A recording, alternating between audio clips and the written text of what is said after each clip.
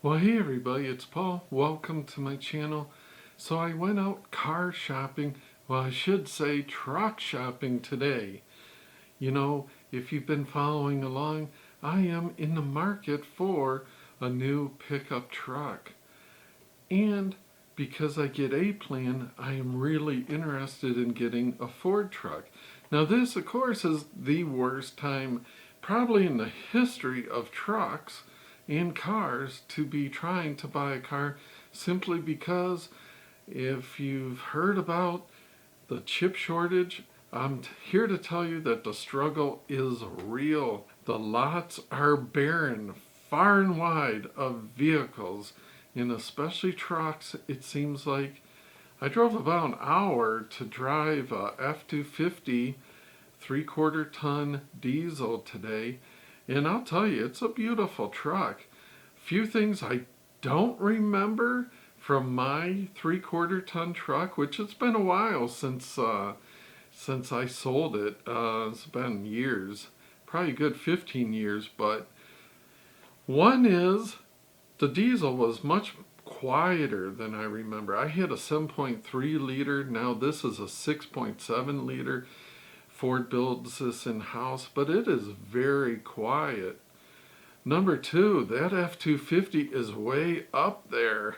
If you try to get in it without using the side steps, it's up in the air. I mean, I know I'm getting old and less flexible, but I'm here to tell you that thing is way up there. Another thing that kind of surprised me was the stiff ride. I remember, my truck, I mean, it drives like a truck. You're going down the road, but this one, it was brand new. It only had 6 miles on it, so it was brand spanking new. And in fact, you could smell like you ever smell like new metal when it's getting burned in? It was quite a bit of that. But I don't mind that smell, and I know what it is. I know it's going to go away, but the ride is stiff. Cool, I've missed it, and I miss hearing that diesel, but it's not nearly as loud as it used to be. Now, I have heard from other people that have reported this 6.7 turbo diesel is powerful. I mean, sadly, it was raining all day long, but I still got out and checked out the truck. But when I was driving, it was wet pavement, but it had the really aggressive tires on it. So you think that would even out, but I've heard people say that thing is very powerful. And I was going about 35, and I thought, going up a hill, and I thought, well, I'll see what this thing's got a little bit, and I really goosed it some. And I'm telling you, it broke the wheels free. You could feel the rear end move a little. It was flying. I couldn't believe it. I mean, it felt like a sports car going up a hill. Not from a dead stop even. We were going pretty good. And, oh man, I'm here to tell you that thing has power. Too much power. Now, maybe when you're pulling a trailer up a hill, you're going to want to floor it or whatever and get that thing moving. But I'm telling you what, that thing broke those tires out, and I was shocked. Good thing I didn't have the salesman with me. He probably would have been all over me. But so I'm definitely sold on that. Diesel is a real performer. I'm here to tell you that. It was a good looking truck, I thought. It had that red color, And I'm not necessarily, I think this red's actually, it's a $400 premium. Can you believe that, for just to get that red color? But the sticker, these things are not cheap whatsoever.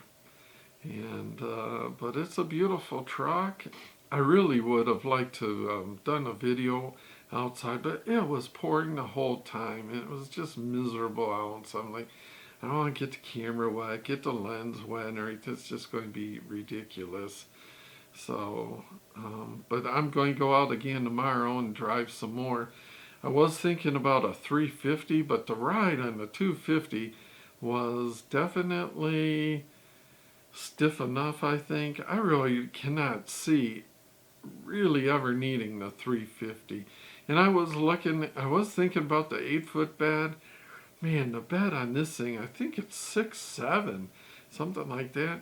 just seemed huge to me. They make them so deeper than they used to, and it just seemed mammoth compared to my 1500 Ram. But my takeaway is I was pleasantly surprised with that diesel and how much power it actually has. So it's a premium. It's an expensive option. The diesel's about 10 grand over the gas engine, and but I don't think you're throwing that away because I think most guys want a diesel when it comes to a truck that size.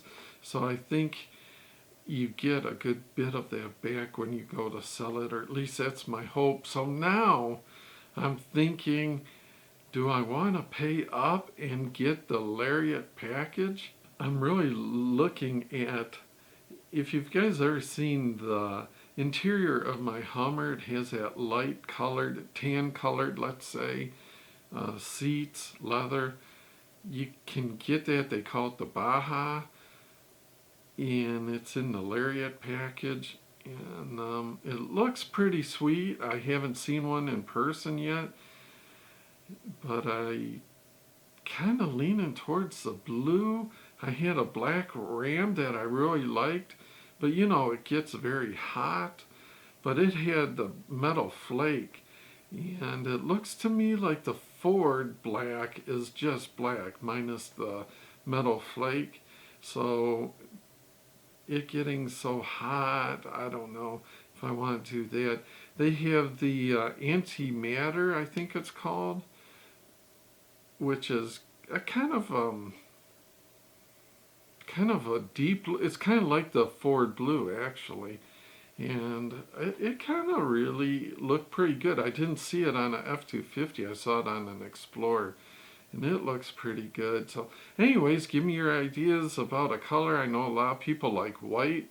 I've heard people say white stays the cleanest and black gets the most, shows the most dirt. I don't think I'm going to get the super aggressive like the all-terrain tires. I do more highway than off-roading anymore, so I think just a quiet highway tire would be good. Not sure about which rear end to get.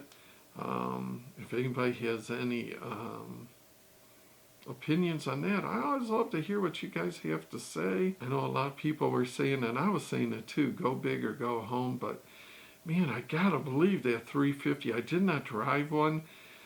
I just think it's really going to be a little bit rougher.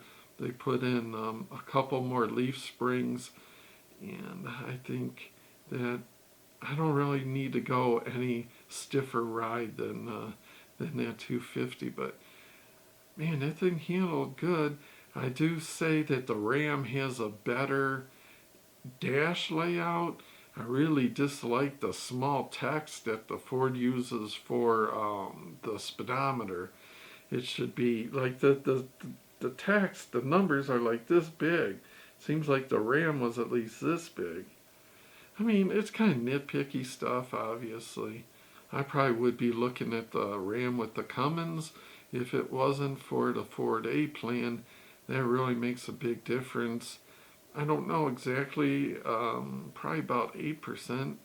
So that's a substantial amount of money, of course. So anyways, thanks for stopping by and spending a few minutes with the old guys. I continue on the truck hunt, and I'll keep you informed.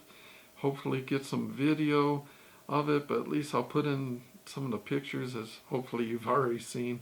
And I'm rambling. Time to be quiet, old guy. We'll see yous.